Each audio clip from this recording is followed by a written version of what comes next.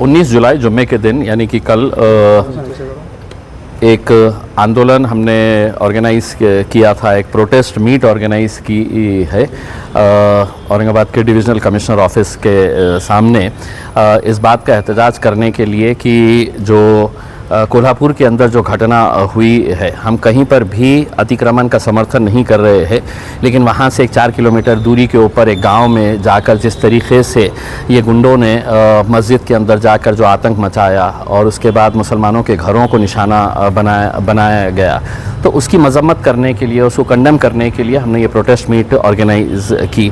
दोपहर में जब हमने परमिशन के लिए है तो 2 दिन पहले लेटर दिया, तो आज परमिशन कैंसिल कर दी गई थी। फिर हमारी मीटिंग हुई डीसीपी नितिन बगाटे साहब के साथ, दूसरे वरिष्ठ अधिकारियों के साथ, और हमने उनको ये बताया कि साहब, जमहूरियत के अंदर अगर हम लोकशाही तरीके से, अगर शांतिपूर्ण तरीके से अगर ये आंदोलन करना चाह रहे हैं तो उसको क्यों रोका जा रहा है करके। और हमने उनको बताया कि पीसफुल प्रोटेस्ट रहेगा, हम जाके मेमोरेंडम डिविजनल कमिश्नर साहब को देंगे और इस घटना की हम निंदा करेंगे और जो भी एक्शन जिसके ऊपर भी होना है वो लिया जाना चाहिए करके। फिर अभी कुछ देर पहले मुझे पुलिस कमिश्नर ऑफिस से फ़ोन आया था। यहाँ पर पुलिस कमिश्नर पवार साहब और दोनों डीसीपीस यहाँ पर थे, उनके साथ चर्चा हुई।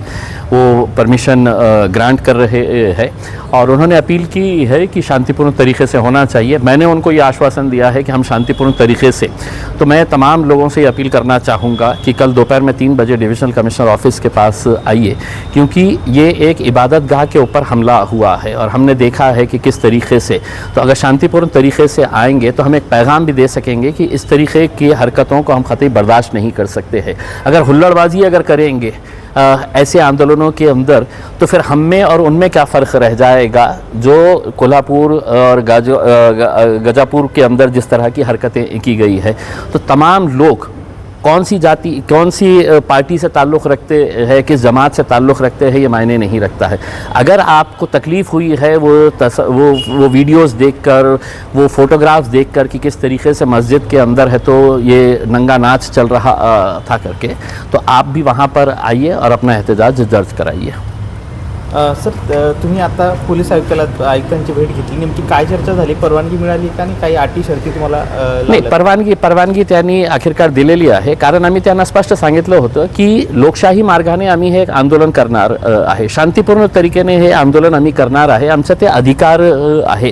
कारण जी घटना कोल्हापूरमध्ये घडली आहे त्याचा निषेध करण्यासाठी आम्ही पूर्ण महाराष्ट्रामध्ये हे एक आवाहन केलं होतं की सगळ्यांनी फ्रायडेच्या दिवशी दुपारी 3 वाजता हे एक आंदोलन करून आपलं निवेदन सरकारला पाठवा की अशा प्रकारचे गोष्टी कुठेही होत असेल तर त्याचं आम्ही समर्थन करणार नाही, त्याचा विरोध करणार आहे।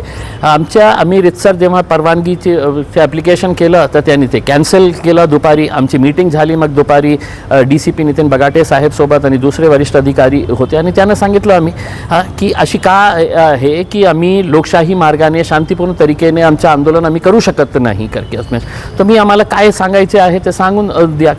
थोड्या वेळापूर्वी मला फोन आला होता की कमिशनर साहेब आणि दोघं डीसीपीज जे आहे ते बसलेले आहे, चर्चा झाली आणि ते फायनली ते परमिशन ग्रांट केलेले आहे। मी सगळ्यांना लोकांना आवाहन करणार आहे की उद्या दुपारी 3 वाजता विभागीय आयुक्त कार्यालयासमोर या आणि जे घटना घडलेली आहे, जे तुमची इबादतगाह आहे, जे मशिदीमध्ये ज्या प्रकारे कुराणला जाळण्यात आलेला आहे, ज्या प्रकारे जानमाजला जाळण्यात आलेला आहे, मेंबरची तोडफोड करण्यात आलेली आहे, मस्जिदीच्या मिनारची तोडफोड करण्यात आले, त्याचा निषेध करण्यासाठी आपण शांतिपूर्ण तरीकेने तिथे या। आणि एक गोष्ट, तुम्ही हुल्लडबाजी अशा प्रकारच्या निदर्शनामध्ये केले तर ते लोकांनी जे कोल्हापूरमध्ये केलं आणि आपण काय करणार, आपण याचा निषेध करण्यासाठी हे आंदोलन बोलवलेलं आहे। तुम्हाला पोलिसांनी काही नियम अटी लागू केल्यात का?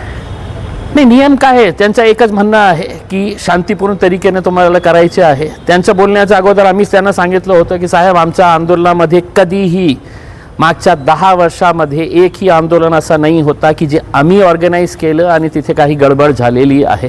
मग कोणत्या आधारावर तुम्ही आमचं परमिशन ग्रांट करत नाही आहे? त्यांनाही एक गोष्ट कळली आणि त्याने सांगितलं की साहेब, आपल्या शहराचं वातावरण शांत ठेवायचं आहे.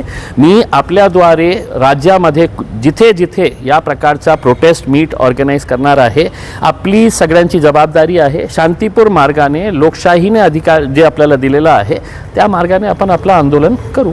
तुम्ही त्या ठिकाणी जाणार होता, त्या ठिकाणी जर MIMचे इम्तियाज जरी आले तर आम्ही त्यांचं कोल्हापुरी पायथा. हे मी असं चिल्लर चाललं लोकांना काय, मला काही भीती नाही आहे त्यांची. फक्त कोल्हापूरची पोलिसांनी मला विनंती केली होती, कोल्हापूरचे सगळे वरिष्ठ अधिकाऱ्यांनी, पोलिसांनी मला कॉल करून हे विनंती केली होती की साहेब, इकडचं वातावरण जे आहे ते आता खूप वोलेटाईल आहे, तर आपण नाही आले. तर मी ती जबाबदारी स्वीकारून मी त्यांना म्हटलं होतं की साहेब, मी 19 तारखेला आमचं आंदोलन इथेच करणार आहे. मी तसंही म्हणजे 19 तारखेला कोल्हापूरला जाणार नाही होतो. फक्त माझ्या त्यांना अंग्रेजीमध्ये लिहिलं होतं आणि ते जे प्रवृत्तीचे लोक आहे, गुंड प्रवृत्तीचे, त्यांना अंग्रेजी कळले नसेल म्हणून ते इम्तियाज जलील येणार आणि आलं तर आम्ही हे करणार ते करणार करके. मी त्यांच्या अशा भपक्याला काही घाबरत नाही आहे. माझी जबाबदारी म्हणून मी तिथे जाणार नाही आहे. आता तुम्ही मी तिथे येऊ नये याच्यासाठी तुम्ही हे करता की इम्तियाज जलील नाही यायला पाहिजे. मग अजित पवार साहेब आज तिथे गेले, काय तुमचे ते वडील आहे का अजित पवार? तुमचे कोण आहे? तुमचे बाप आहे का? की तिथे येऊ शकतं, इम्तियाज जलील येऊ शकत नाही? म्हणजे कोणत्या आधारावर तुम्ही मला हे सांगता की नाही इम्तियाज जलील नको यायला पाहिजे करके?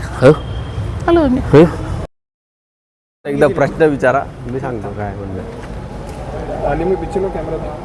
Okay. Okay, roll. Imtiaz Jaleel सरांनी आज तुमची भेट घेतली, काय नेमकी चर्चा झाली? उद्या त्यांचा आंदोलनात परवानगी देण्यात आली.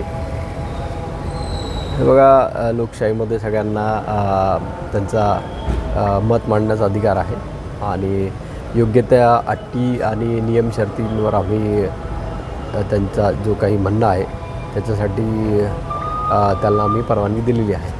त्यांना काही नियम अटी काय लागू केलं? आणि अटी त्या नियम आम्ही त्या दिलेल्या आहेत, लेखी त्यांना लिहून दिलेलं आहे.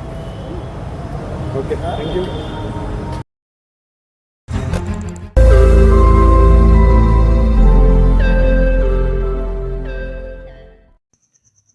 रोज नई खबरों को देखने के लिए हमारे औरंगाबाद समाचार चैनल को सब्सक्राइब कीजिए और नोटिफिकेशन पाने के लिए हमारे बेल आइकन को दबाइए ताकि हर खबर की नोटिफिकेशन आपको मिलती रहे.